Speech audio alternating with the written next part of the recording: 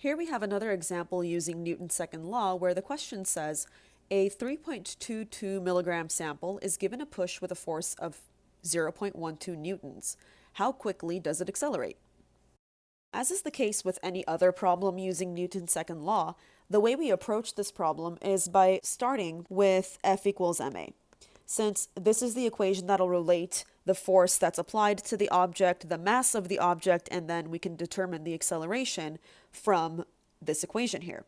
However, the one thing we need to remember is that when we're using F equals ma, force has to be given in units of newtons, the mass has to be given in units of kilograms, and acceleration in units of meters per second squared.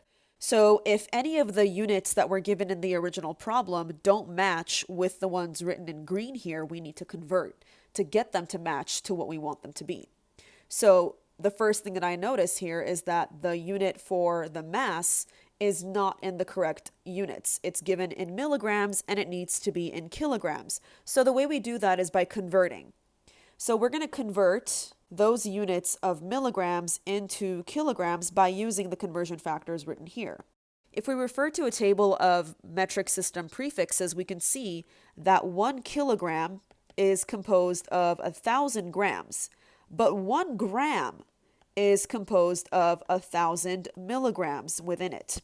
So depending on which way you look at the metric system table of prefixes, you can find these conversion factors could be written in different ways. So for example, 1 milligram could also be written as 10 to the power of -3 grams, or 0.001 grams, since technically 1 milligram is equal to 1,000th of a gram.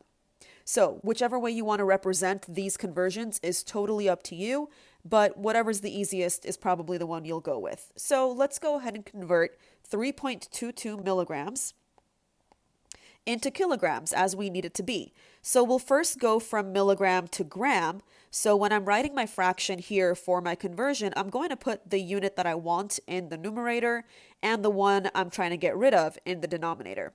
So looking at my conversion factors, I can see that 1 gram is equal to 1,000 milligrams. So I'll put 1 gram here and 1,000 in my denominator there, so that when I multiply these numbers together, the milligrams up here will cancel with the milligrams down there, leaving behind my unit of gram, which is good because that's the track that I want to be on. But now I want to change the gram into a kilogram because in the end, when we're using F equals ma, we want units of kilograms for the mass.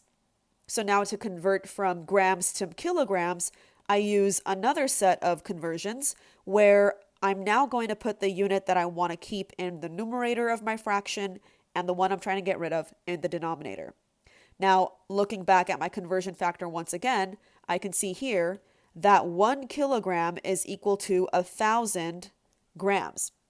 So having written that here, the grams up here will cancel with the grams down there, leaving behind just the unit of kilograms, which is exactly what I want. So now I've managed to convert my unit from milligrams to kilograms, but what exactly is that number going to be?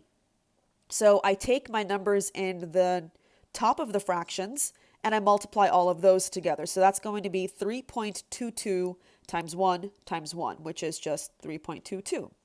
And then I'm dividing by all of the numbers that are in the denominators of these fractions here, which is 1,000 times another 1,000. And that number, whatever that's going to end up giving me, will give me my mass in kilograms. So when I go ahead and punch that into a calculator, I get 3.22 times 10 to the power of -6 kilograms. So that's the number that I'll be using for my mass m in F equals ma. So now let's go ahead and plug that in. So in F equals ma, my force is given to me as 0.12 newtons. So that's going to get plugged in there. And then my mass, I've now managed to convert to units of kilograms, which makes the math a little bit easier to do since there's only one step now that's left for me to get my answer, where I have 3.22 times 10 to the power of -6 kilograms times my unknown acceleration a, which is exactly what I'm solving for. So because my unit of newtons here is exactly what I want for the force, and my unit of kilograms here is exactly what I want for my mass, I can assume that the answer is going to be given in meters per second squared when I find my acceleration. So I don't need my units anymore. I can go ahead and ignore them and just write 0.12 equals 3.22 times 10 to the power of negative 6.